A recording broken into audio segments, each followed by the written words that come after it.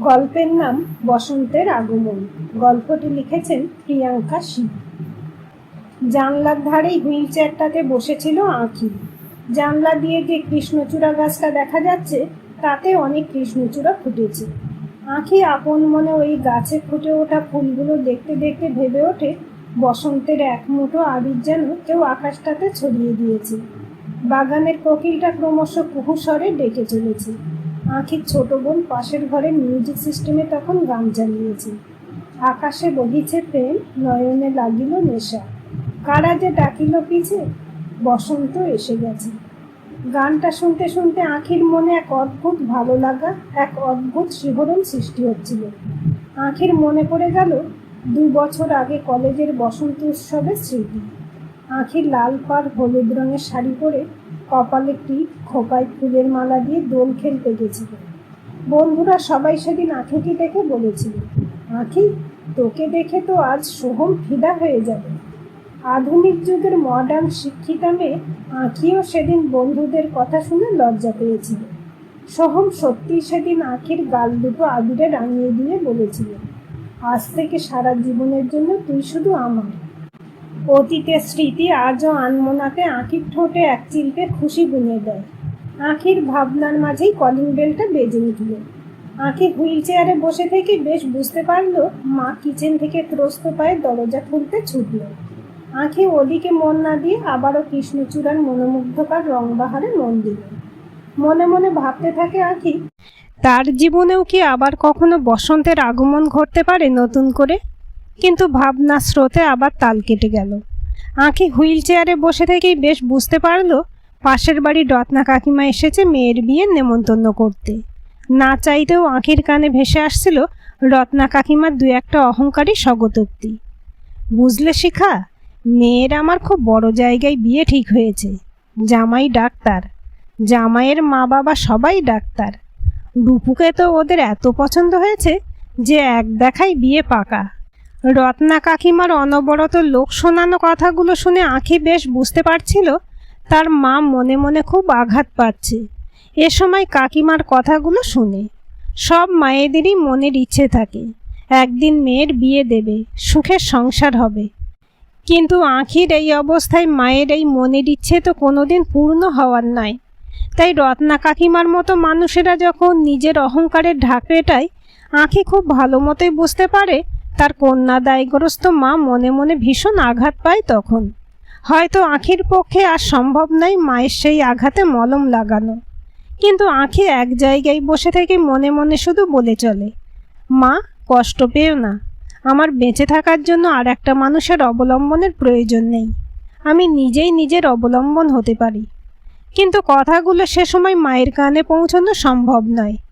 ইতিমধ্যে রত্না কাকিমা ব্যঙ্গের সুরে সহানুভূতি দেখাতে শুরু করে, তোমাকে দেখে সত্যি খুব খারাপ লাগে দিদি। ঘরে বাইরে সবটা একা সামলাচ্ছ। মেয়েটা সেই অ্যাক্সিডেন্টের পর থেকেই তোমার ঘাড়ে চেপে বসে আছে। ওর তো আর বিয়ে হওয়া সম্ভব নয়। এত অবধি শোনার পর আঁখি আবার স্বপ্নের জগতে থেকে বাস্তবের মাটিতে ফিরে আসে। আঁখির আর ইচ্ছে করে না বসন্তের কোকিলের ডাক শুনতে, কৃষ্ণচূড়ার আবির মাখা রঙের বাহার দেখতে। বারবার কানে আসছে রত্না কাকিমার তীক্ষ্ণ ভাষণ, মেয়ে তোমার কোনোদিন বিয়ে হবে না। মেয়েটা তোমার ঘাড়ে চেপে বসে আছে। বলি, ওর কিছু ব্যবস্থা করেছো তুমি? তুমি এ পৃথিবী ছেড়ে চলে গেলে ওর কি হবে? রত্না কাকিমার কথাগুলো শুনে আঁখির অবাধ্য চোখের জল বাঁধ মানতে চাইছিল না। সে সময় হঠাৎ আঁখির কানে আসে তার শান্ত শিষ্ট নির্বিবাদী মায়ের প্রতিবাদী কণ্ঠস্বর, এ যুগে দাঁড়িয়ে মেয়ের বিয়ে হয়ে গেলেই মেয়ের একটা গতি হয়ে গেল। এই কথা ভাবাটা এক প্রকার মূর্খামি। আমার মেয়ে আমার কাছে ভালো আছে। ও আমার বোঝা নয়, ও আমার শক্তি। কিন্তু এই কথাগুলো তোমরা এখন বুঝবে না। মায়ের কথাগুলো পুরোটা তখনও শেষ হয় না। রত্না কাকিমা তিরিক্ষে মেজাজে মাকে বিদ্রূপ করতে করতে বেরিয়ে যায়। বিষ নেই তবু তার কুলোপনা চক্কর। আঁখি এবারে আর নিজেকে ধরে রাখতে পারে না। কোনো রকমে হুইল চেয়ার চালিয়ে দেওয়ালে টানানো বাবার ছবিটার সামনে গিয়ে বলে ওঠে, বাবা, আমার জন্য মাকে কেন এত কথা শুনতে হচ্ছে? মা তো কোনো দোষ করেনি। কথাগুলো বলতে বলতে আঁখি কান্নায় ভেঙে পড়ে। সে সময় আঁখির মাথায় হঠাৎ পরম স্নেহের স্পর্শ। আঁখি পেছন ফিরতেই দেখল মা শাড়ির আঁচল দিয়ে চোখ মুছতে মুছতে আঁখির মাথায় হাত বুলোচ্ছে। লোকের কথায় কাঁদিস না মা, মানুষের স্বভাব অন্যকে আঘাত দিয়ে শান্তি পাওয়া, এইসব লোকের কথায় কষ্ট পেতে নেই কখনো। আঁখি এবার মায়ের কোমর জড়িয়ে ধরে হাউ হাউ করে কেঁদে ওঠে। আমি কি করব বলবে মা? আমি যে কখনো চাইনি তুমি কষ্ট পাও, তোমায় কেউ আমার জন্য অপমান করুক। মা আঁখির চোখের জল মুছিয়ে দিয়ে বলে ওঠে, দূর পাগলি মেয়ে, তুই যে আমার গর্ব। তুই কত ভালো স্টুডেন্ট, কত কুইজ কম্পিটিশনে মেডেল জিতেছিস। নিজেকে ভুলে যাস না তুই আঁখি। তোকে নিয়ে আজও আমার অনেক স্বপ্ন, আমার স্বপ্নগুলোকে ভেঙে যেতে দিস না মা। শেষ লড়াইটা মন দিয়ে লড়ে যা। যারা ভাবছে তুই হেরে গেছিস তাদের প্রমাণ করে দে, একটা অ্যাক্সিডেন্ট কখনো মানুষের জীবনকে থামিয়ে দিতে পারে না। আঁখির জল ভর্তি চোখে তখন একটাই প্রশ্ন, আমি পারবো তো মা তোমার সব স্বপ্ন পূরণ করতে? মা আঁখির মাথায় হাত রেখে বলে, কেন পারবি না, নিশ্চয়ই পারবি। তোর বাবা অকালে চলে যাওয়ার পর তোকে আর ছুটকিকে আমি একা হাতে মানুষ করেছি। আমি ভেঙে পড়িনি। আমি যখন শেষ পর্যন্ত লড়াইটা লড়েছি তখন তুই কেন এভাবে হার মেনে নিবি মা? আঁখি চোখের জল মুছে শক্ত হয়ে বলে, না মা, আমি ভেঙে পড়িনি। আমি খুব চেষ্টা করছি মা। তুমি দেখো, একদিন ঠিক আমি তোমার মুখ উজ্জ্বল করব। আঁখির মায়ের বিষণ্ণ চোখেও তখন গৌরবের হাসি। মেয়ের কথায় দাম আছে, জানে মা। সোহমের সময় ছাদের বাগানটায় যে আরাম কেদারা পাতা থাকে তাতে বসে রোদ পোহায়। সোহমের মা তাড়াহুড়ো করে জামা শুকোতে দিতে এসে দেখে সোহম মনের সুখে কানে হেডফোন গুঁজে গান শুনছে। মা রেগে গিয়ে কান থেকে হেডফোন কেড়ে নিয়ে চেঁচাতে শুরু করে, ওঠ হতভাগা, দিনরাত শুয়ে শুয়ে শুধু ল্যাদ খাওয়া। সোহম বাধ্য হয়ে তার ল্যাদ খাওয়া বন্ধ করে বলে ওঠে, উফ মা, তুমি হিটলারের বংশধর। রমলা দেবী ছোট ছেলের পাগলামিতে কান না দিয়ে বলে ওঠেন, তোর দাদার জন্য একটা বিয়ের সম্বন্ধ এসেছে, ছবিটা রাখা রয়েছে ড্রয়ারে, তুই দেখ, তোর পছন্দ হলে দাদাকে বলিস। সোহম তখনও বুঝতে পারছে না মা হঠাৎ দাদার বিয়ের সম্বন্ধ ঠিক করলো কিভাবে। সোহমের কোনো কিছু জানতে চাওয়ার আগেই মা বলে উঠল, তোর দাদার জন্ম থেকেই চোখে দেখতে পায় না, তা বলে কি মা বাবা হয়ে আমাদের মন চায় না ওর একটা সুখের সংসার দেখে যেতে? সোহম একটু মাথা চুলকে বলে ওঠে, ও মা, এসব বলছো কেন? বলো না কি হয়েছে। সোহমের মা চোখ মুছে বলতে শুরু করলো, তোর দাদার জন্য একটা ভালো সম্বন্ধ পেয়েছি। মেয়েটা দেখতে খুবই সুন্দর, অনেক দিন ধরে ব্যাংকের পরীক্ষা দিয়ে এবারে চাকরিটা পেয়ে গেছে। শুধু তোর দাদার মতো ও শারীরিকভাবে একটা অ্যাক্সিডেন্টে মেয়েটি হাঁটা চলার ক্ষমতা হারিয়েছে। তোর দাদাও তো কত ভালো পিয়ানো বাজাতে পারে, গান গাইতে পারে, আর রইল বাকি তোর দাদার আর্থিক দিক দিয়ে স্বনির্ভর হওয়া।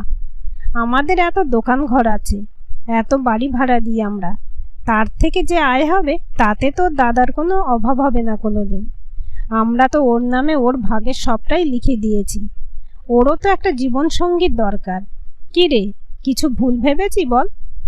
সোহম চুপ করে আছে দেখে রমলা দেবী আবার বলে উঠলেন, কি রে, কিছু বলছিস না যে? মায়ের কথা শুনে সোহমের মাথায় তখন অনেক প্রশ্ন ঘুরছে। অতীতের অনেক ছবি নিমেষে মনে পড়ে যায় সোহমের।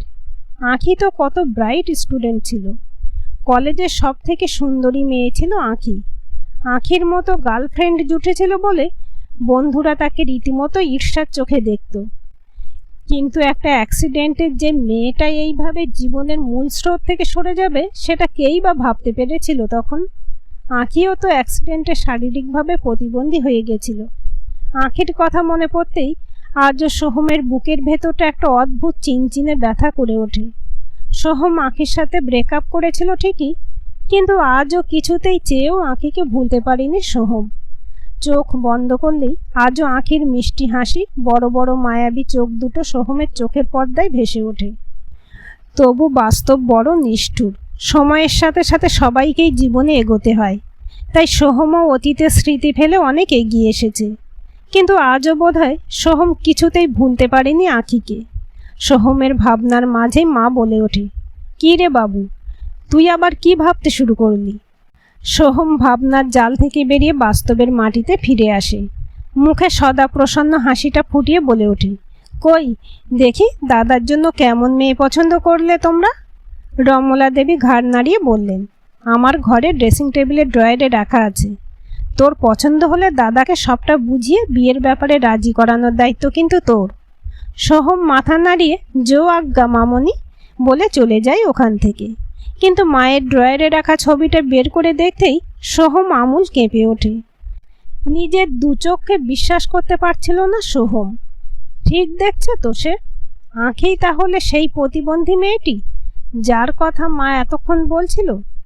মা আঁখির সাথে তার নিজের দাদার বিয়ে ঠিক করেছে। কিন্তু আঁখি যদি তার দাদার বউ হয়ে তার চোখের সামনে দিয়ে ঘুরে বেড়ায়, এ সোহম কি করে মেনে নেবে? আঁখি তো শুধু সোহমের। আর যতই ব্রেকআপ করে চলে আসুক সোহম, তার পক্ষে কি এত বড় রূঢ় সত্যিটা আজও মেনে নেওয়া সম্ভব? আঁখি আজ অনেক দিন পর মায়ের কাঞ্জিভরম শাড়িটা পরে সুন্দর করে সেজেছে। অনেক দিন পর নিজেকে আয়নায় দেখে আঁখির প্রেমে পড়তে ইচ্ছে করছিল। বাগানের কোকিলটা তখনও কুহু কুহু স্বরে ডেকে চলেছে। জানলার সামনের কৃষ্ণচূড়া গাছটা তখন বসন্তের রংবাহারে পরিপূর্ণ। আঁখির মনে আজ অনেক দিন পর আবার খুশির দোলা লেগেছে। এতদিন কঠিন পরিশ্রম করার পর ব্যাংকের চাকরিটা শেষমেশ পেয়ে গেছে আঁখি। মাকে দেওয়া কথা সে রাখতে পেরেছে। এর থেকে বড় গর্ব আর কী বা হতে পারে আঁখির কাছে? এমন সময় আঁখির মা ঘরে ঢোকে। আঁখির দিকে তাকিয়ে বলে ওঠে, বাহ, বেশ লাগছে।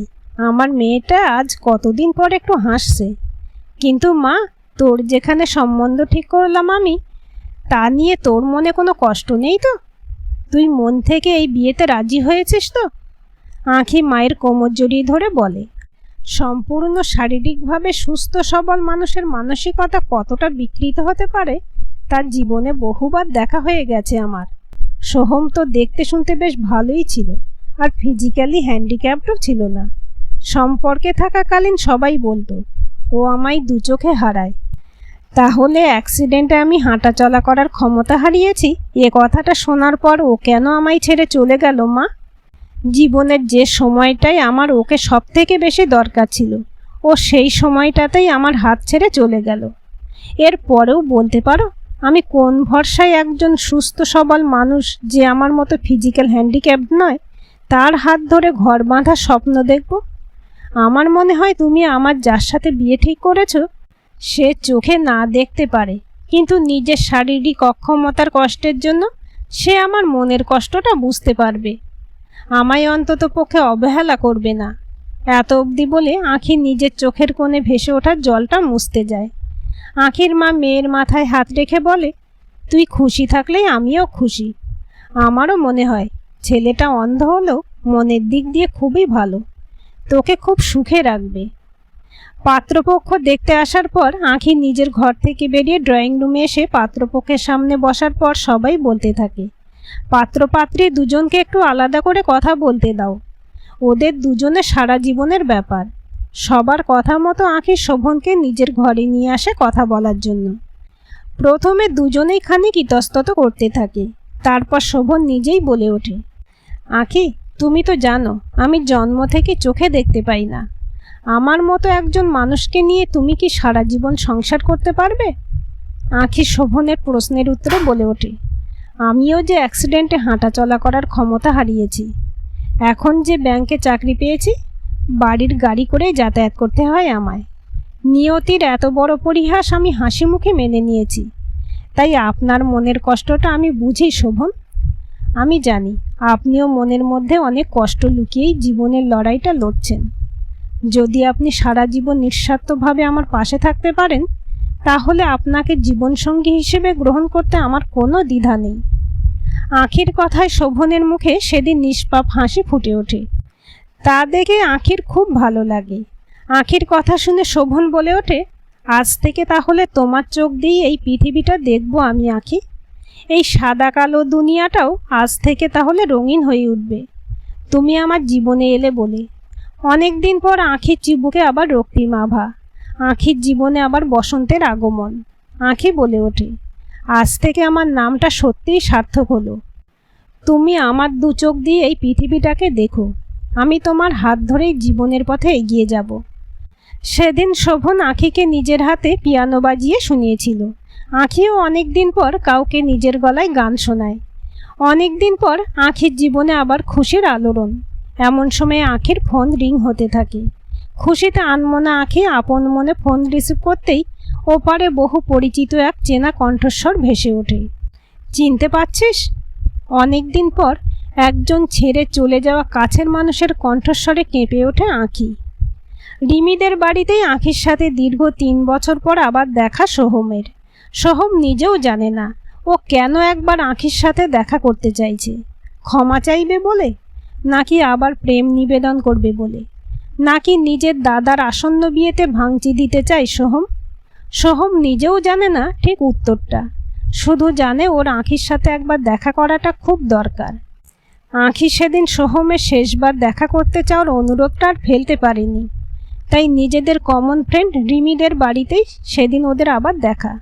রিমি ওদের দুজনকে একা কথা বলতে দিয়ে ঘর থেকে বেরিয়ে যায়। সোহম বুঝতে পারছিল না কিভাবে শুরু করবে। রিমি ঘর থেকে বেরিয়ে যেতেই আঁখির হাত ধরে কেঁদে ফেলে সোহম। আমায় ক্ষমা করে দিতে পারবি আঁখি? আমি যে ভীষণ অবুঝ ছিলাম তখন।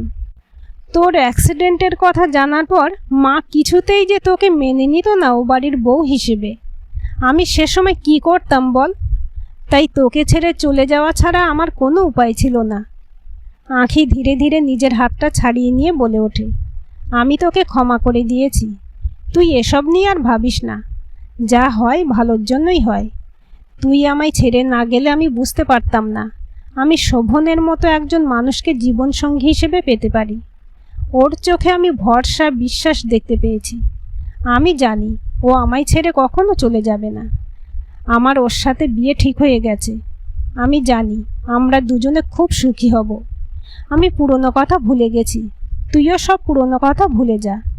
এটা আমাদের দুজনের জন্যই ভালো। এতক্ষণ ধরে আঁখির কথা শোনার পর সোহম বলে ওঠে, আমি জানি তোর বিয়ে ঠিক হয়ে গেছে।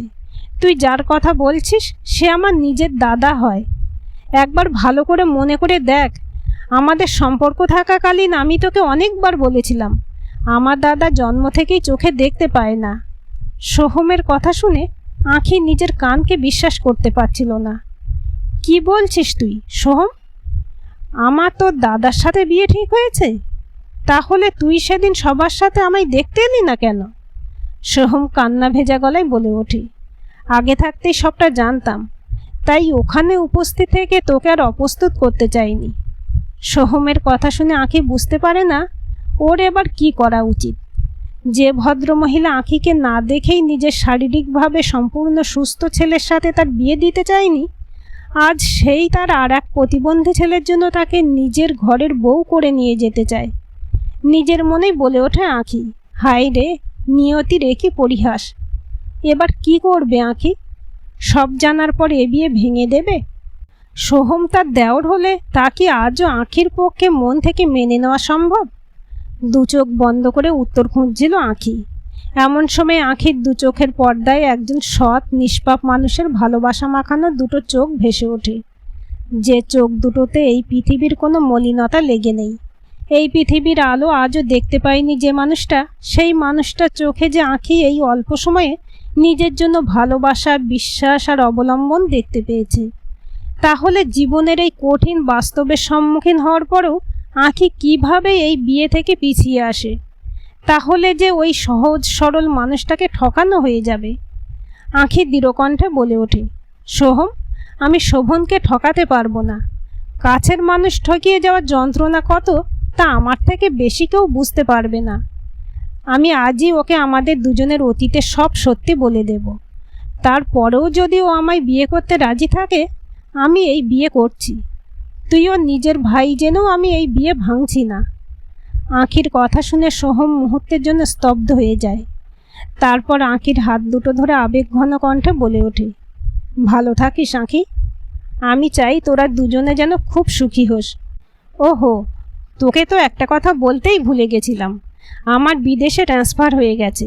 আমি ইউরোপ চলে যাচ্ছি। তোদের বিয়েতেও হয়তো থাকতে পারবো না। ভাবিস না, এইসব আমার ইচ্ছে করে প্ল্যান করা। আজই ট্রান্সফার লেটারটা হাতে পেলাম। তোকে আজ শুধু শেষবারের মতো দেখতে চেয়ে নিজের সমস্ত ভুলের ক্ষমা চাইতে এসেছিলাম।